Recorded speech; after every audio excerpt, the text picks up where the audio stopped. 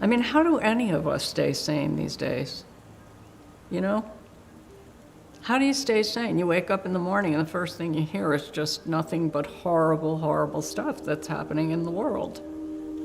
What I did notice is that some of my clients were people who are incredibly happy people, even after they spent, this guy, 28 years in prison, another guy in this pile, 24 years in prison for things they didn't do.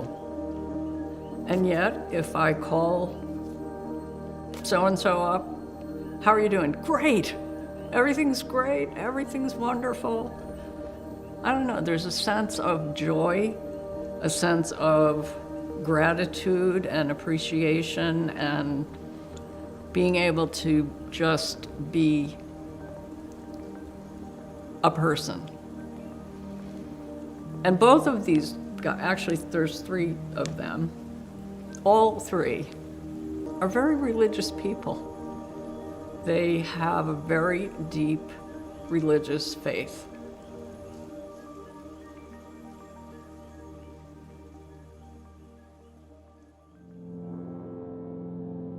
The judge proudly stand up and say, Anthony Ray Hinton, you have been found guilty by a jury of your peers. It is the order of this court that I sentence you to death. And that judge had the audacity to say, may God have mercy on your soul. The prosecution ran out and told the media that today the state of Alabama got the worst killer that ever walked the street, off the streets that day. Only wasn't true.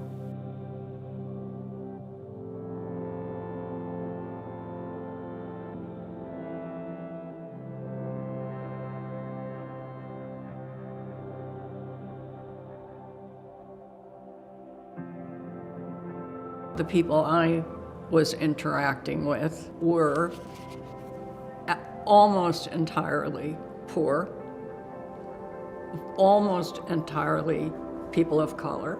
This system that we have created just kind of scoops all these people up and makes decisions about their lives and kind of throws them away.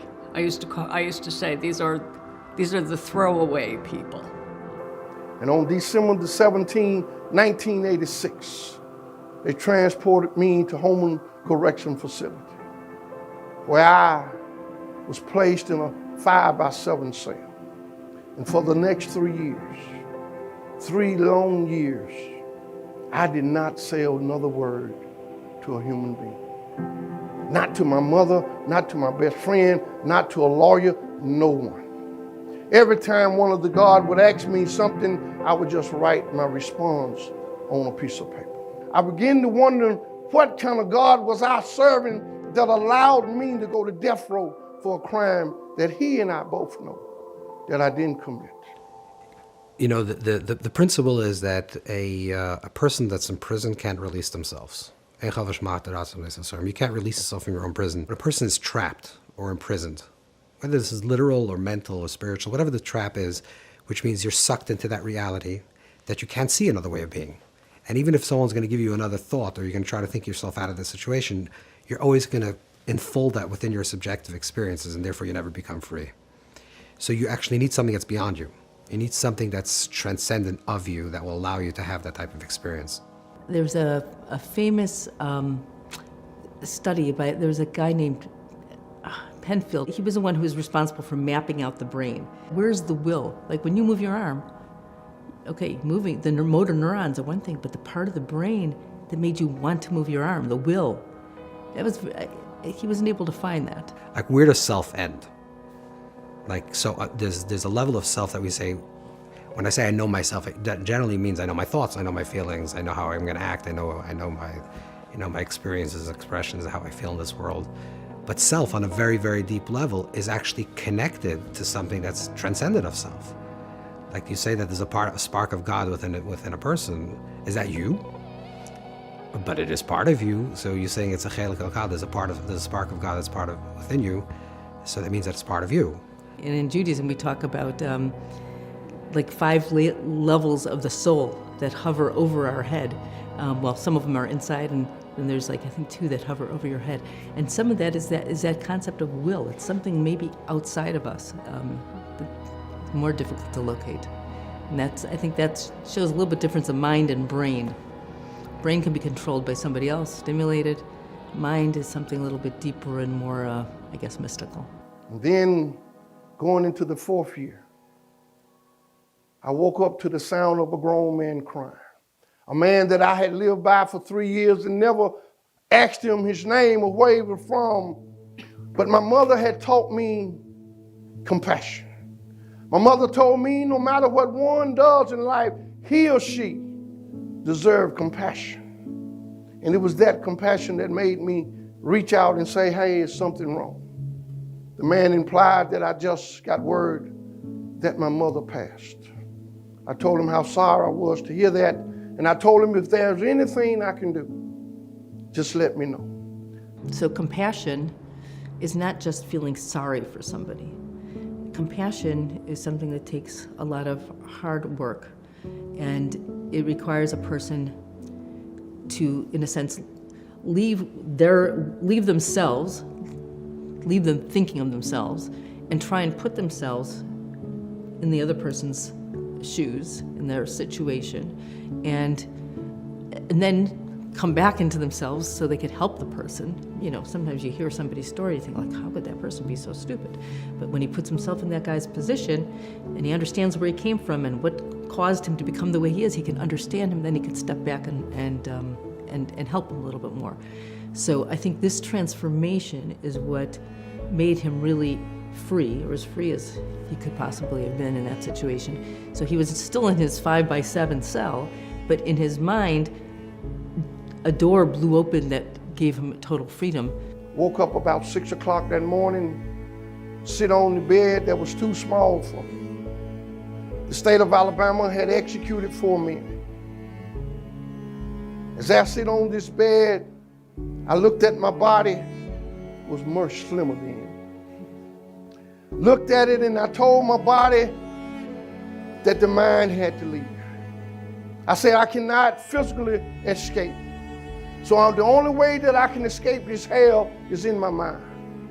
And it was as though my body looked up at me and said, do you promise to come back? I told my body that I would be back. I had to come back because I had to check on this case. We're actually paradox just because we're a body and we're a soul. So who are you? How do you identify yourself with self? Am I just my body? Okay, then that's one truth. Am I my soul? I have a spiritual dimension of self? That's another truth. And yet we navigate these two truths constantly. We say, okay, I'm doing things for my body, now I want to do things for my soul. If a person doesn't have, I guess, like, I hate to use the word a higher calling or a higher sense of things that are important in the world, and again, it doesn't have to be religious. It could be, kindness, love, the higher level emotions. If people don't have that and they are more consumed with things or social media or how they look on TikTok or popularity, it's an emptiness that I think that many people, not all, but many people, they feel something missing in their soul. And when you feel something missing in your soul, it makes a person depressed and not feel as anchored in the world. The ultimate expression of Torah Chassidus, like the teachings of Chassidus, which is found inceptionally in the teachings of the Baal Shem, but most revealed in the teachings of the Rebbe, is Torah Atzmos, the teachings of Atzmos. And the teachings of Atzmos is essentially this paradox. The paradox is, how do you marry Ein Sof, infinite light, with Gvul? How do you marry Bli Gvul and Gvul? How do you marry infinity with finitude? And the answer is you have to go to a place that includes both of them, paradoxically. You need to go to a space, which is called Atzmos, the essence of the Creator, that actually holds infinity and finitude simultaneously. And that's ultimately the project of Chassidus, is to draw out that aura of Atzmos, the light of Atzmos. Once my body gave me permission to leave up here, of all the places in the world to go, I wanted to go and see Queen Elizabeth. Please do not ask me why a 29-year-old black male would want to go see Queen Elizabeth. I don't know, but I know in my mind that's who I wanted to see. And in my mind, I went to the palace. Told the guard that I was there to see the queen. The queen told the guard to show me in. Once I got in, the queen and I introduced ourselves. We began to talk about Prince Charles, Prince William, Prince Harris, and of course, the tragedy of Prince Di. About 40 minutes into this conversation, the queen stood up, looked at me and said, "Mr. Hinton, would you like some tea?" And I told the queen I would love some tea. She said, "What would you like in your tea?" And I told her a spot of lemon. The queen had the butler to go out and bring me this lemon. I put the lemon in my tea, and for the first time I realized that I could go wherever I wanted to go, whenever I wanted to go. And there was nothing that the prison could do. There's been a significant rise in the mental health crisis on campus, and that has been consistent over, I've been here 26 years, so consistent, growing, and not necessarily being alleviated. There's attempts to alleviate it, but the reality is that I haven't seen significant change. And what's hard to see as an adult and looking at young people who have really their whole life ahead of them and that freedom of movement that I was discussing is that they have these roadblocks that are caused by lots of anxiety or fear or doubt, and a lot of it is external pressure and a lot of it is internal pressure. The irony of a man like Ray, who was physically incarcerated in a cell on death row, for him to share his experience of being able to liberate himself through his mind is the complete opposite of what is happening and what I have seen on campus, which is this kind of direct opposite experience, almost existential to a lot of people who are free in theory, but have been mentally or suffer or struggle with certain mental paralysis. And if you are restricted because your mind is racing with thoughts of fear and doubt and that lack ability to find that self-awareness that helps you find your self-determination, that's the paralysis that happens. What is it that makes people capable of putting up with terrible things and continue to walk through life feeling positive about what's happening? What do I think it is? Well, in the case of these guys, I think that they really believe that they have a mission in the world, that God put them in the world for a reason, and they're fulfilling it. I mean, that's what sometimes when people, let's say, for example, lose a child, God forbid, and then they make something in that honor that child, or if the child dies from a disease, they become a big advocate for the disease. It fills something in, and I think these are the people who don't sink into the abyss of darkness when something horrible like that has happened, because they've transformed the pain and used it in a positive way. The previous Rebbe, the story, he was imprisoned, and he was sentenced to death as well. It was an American senator that led the fight against the Russian Communist Army to release him from death prison, and they exiled him. One day, a guard comes in there, an interrogator, and he pulls out a gun. This is your story. Previous Lubavitch Rebbe, he pulls out a gun, and he asks him, he wants to know where the underground Jewish schools are, because it was illegal. And he says, "You see this little toy?" And the previous Rebbe refused to answer him. And he says, "You see this gun?" He says, "This gun has made many people speak, and it'll make you speak as well." So the previous Rebbe said to him, "This gun can only make someone speak who has one world and more than one God. But I have one God and more than one world, so to me it's just a toy." And the guy knew that he meant it, that he really thought it. The way the Alter Rebbe describes his own incarceration, he speaks about it as the question was, maybe you should stop. Like, maybe these teachings are way advanced, because these are messianic teachings, really. These are redemptive teachings. These are teachings how to get out of exile, how to get out of prison, how to live freely. not only as individuals and then eventually collectively. This is the aura of, this is the light of Mashiach. This is this messianic light that will bring world redemption. World redemption. So the question was, is it too early? Was this the process began too early? And the Alter Rebbe himself writes that he had doubts whether he was teaching this and it should stop. And his teachers, like the Baal Shem and the Maggid, came to him and told him the opposite, that you started this and you should continue. And he writes that when he leaves incarceration in Yitzhak Kislev, he's reading Pad V'Shalom. He's reading this about the redemption of his soul. And he says, Ki b'rabim hayimadi, because the multitude are with me, which means he recognizes that the teachings will bring redemption. There is already an openness, maybe precisely through the process of this imprisonment. And there was a breaking open. Sometimes there's a klipa, there's a negativity that has to be broken open. And the process was in the prison process. Like every person goes through growth periods just in your own individual life. Sometimes real growth comes from hardship, and sometimes you go through a really negative place, and then you could break open out of that place, and something much more wonderful could be revealed. This is on a cosmic level as well. The Alter Rebbe was saying that these are teachings that will bring world redemption. These are messianic teachings that are connected to the Torah of Mashiach.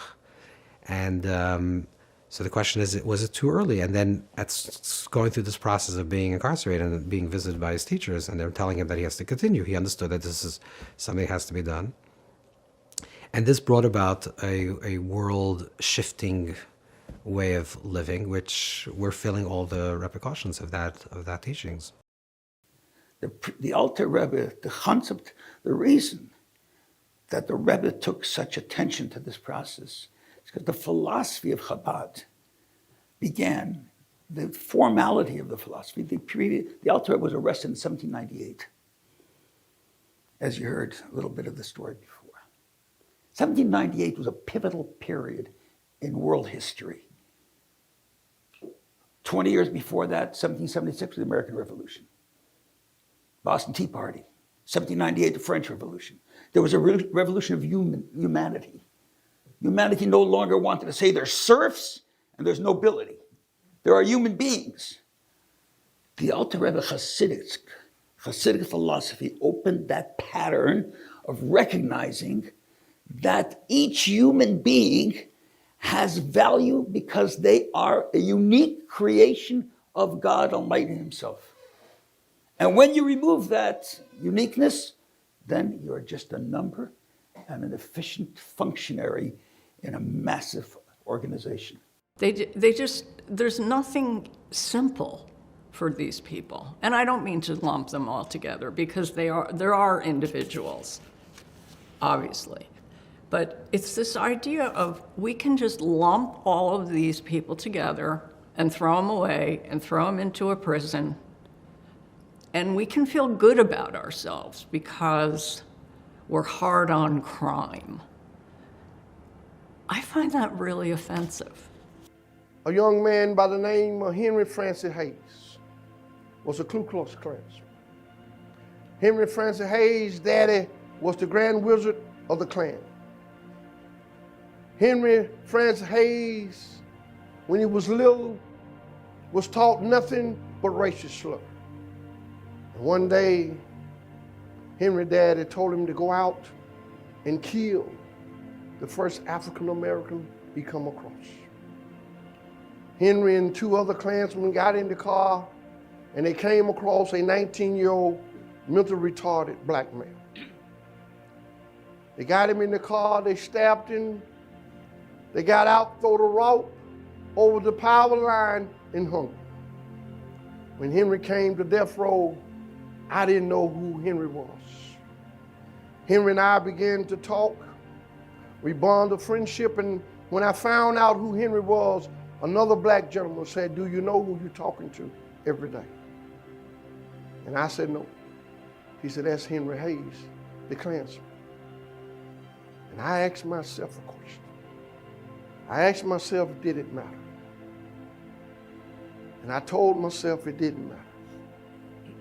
When I went back to my cell, I said, "Henry, why you didn't tell me who you were?" Henry didn't say a word because I think Henry was ashamed for the first time. The next morning I got up and I said, "Henry, good morning." Henry spoke, and I said, Henry, I want you to know that I am not angry at you. I'm not mad at you.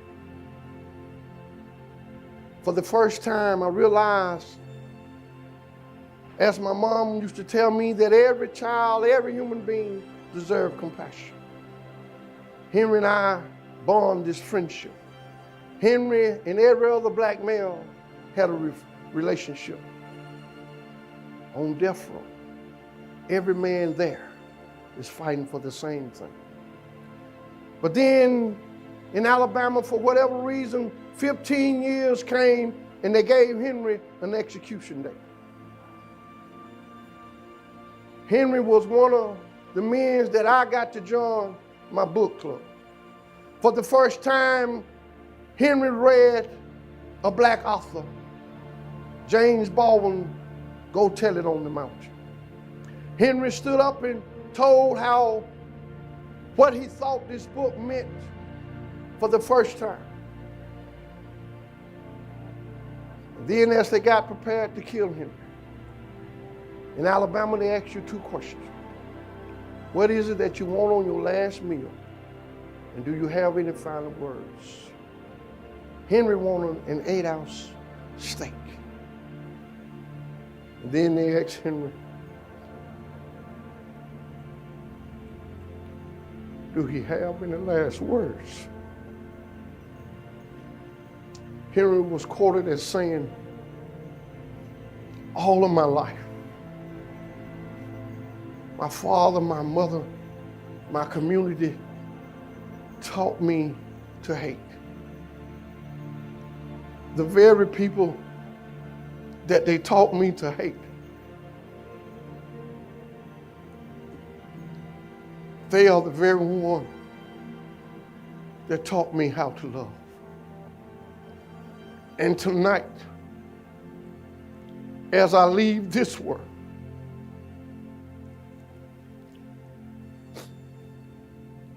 I leave this world knowing what true love feels like.